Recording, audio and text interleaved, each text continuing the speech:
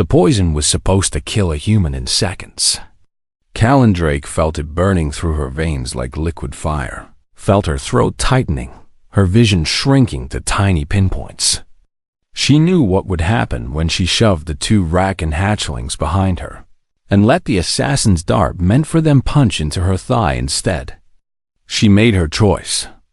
The hatchlings, Shakir and Naira, barely 3 cycles old, their obsidian scales still soft and their not quite sharp claws unable to defend them, pressed against her legs as she fell. Through the roaring in her ears, she heard their keening cries, felt their small bodies trying to drag her away from the approaching assassin. Then silence. Kalin woke on the observation deck of the medical vessel Infinite Mercy, and the first thing she saw was her own body on a slab behind a transparent wall, except she was also standing here looking at it. Confusion shifted into clarity as the medical droid beside her spoke. Cerebral activity resuming. Cardiovascular function restored. How is this possible? The syndicate neurotoxin has a 100% fatality rate across 847 documented species. Kalin touched her thigh where the dart had pierced her. Smooth skin, no wound. Her reflection in the glass showed her pale face, the dark circles under her eyes, but she was alive. Whereas Shakir and Naira, her voice came out raw. The droid swiveled its optical sensors. The Vracken hatchlings are under protective custody. You should not be ambulatory. You should not be conscious. You died 96 hours ago. Cellular death was confirmed. We were awaiting instructions from the Vracken Conclave regarding the disposal of your remains. For days, Kalin thought she found them in a sterile containment room curled together. When the door opened, 4 golden-slit pupilled eyes snapped toward her. Ancient Vracken eyes belonging to a species that had ruled 60 star systems before humanity discovered fire. Shakir, the larger of the 2, rose first. His scales rippled with color shifts indicating extreme emotion, shock, disbelief, desperate hope. Kalin, the word came out as a hiss, his translators struggling under the weight of feeling. They said, finished. They said, gone to dark. I got better, Kalin said, and both hatchlings scrambled across the floor toward her, talons clicking. She dropped to her knees to catch them. Naira coiled around her left arm, her small body surprisingly strong. Saw you stop breathing. Saw you go cold. Impossible. Impossible. Yeah, well, Kalin murmured, holding them both, feeling their rapid heartbeats, their trembling bodies. Humans are full of impossibilities.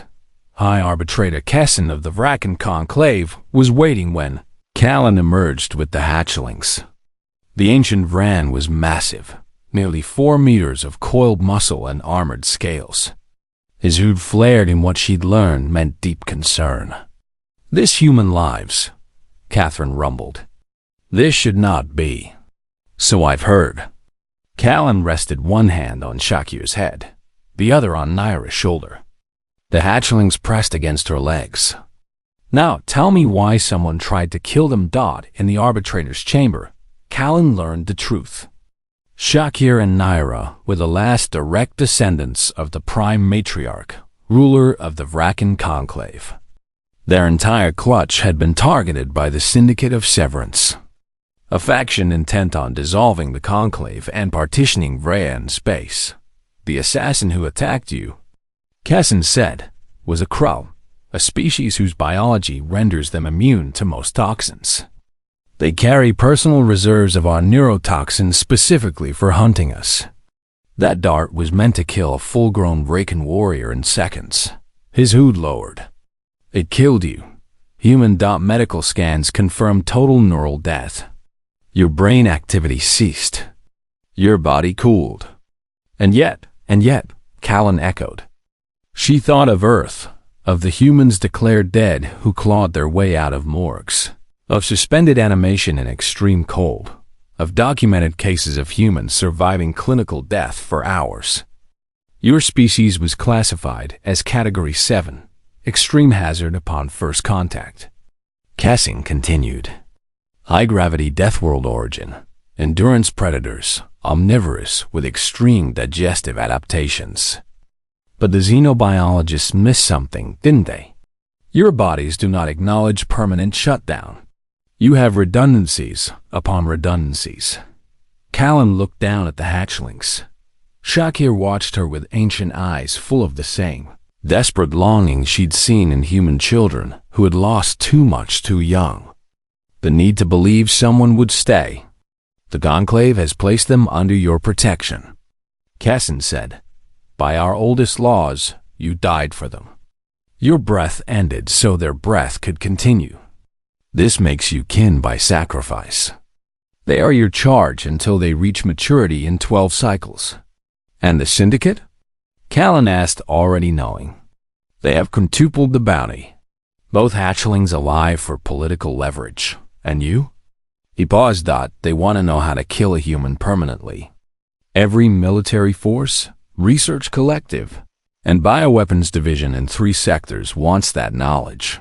Something settled coldly in Kalin's chest. Not fear. Something far more dangerous. She'd already died for these hatchlings. Coming back hadn't changed her willingness to do it again. It only meant she now had more chances to make anyone who threatened them regret it. Let them come, she said quietly. They're mine now. Anyone who wants them goes through me, and I'm a lot harder to kill than they think. In the months that followed, the attempts continued. Mercenaries lured by credits and reputation. Assassins with toxins that should have dropped her instantly. Hunters with weapons capable of killing from kilometers away. But they still didn't understand that they were facing the most dangerous predator in the system, a human defending her cubs.